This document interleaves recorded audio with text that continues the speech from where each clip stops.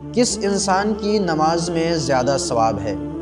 کہ میرے پیارے نبی کریم صلی اللہ علیہ وآلہ وسلم نے ارشاد فرمایا کہ پرہیزگار شخص کی 2 رکعت نماز لاپرواہ شخص کی 1000 رکعت نماز سے افضل ہے۔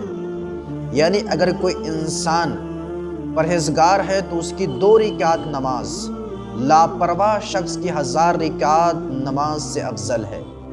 کہ سیدنا حضرت علی نے ارشاد فرمایا کہ پرہیزگاری کیا ہے؟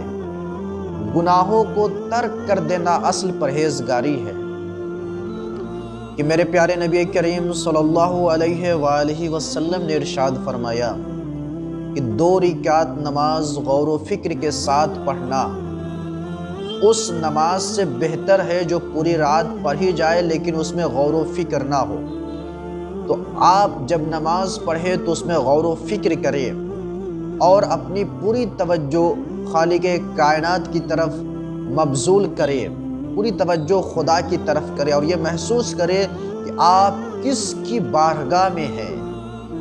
خداوند عالم سے دعا ہے کہ پروردگار عالم جتنے بھی مسلمان ہیں اسے نماز پڑھنے کی توفیق عنایت فرما اور ہم لوگوں کو صحیح معنوں میں نمازی بننے کی توفیق عنایت فرما۔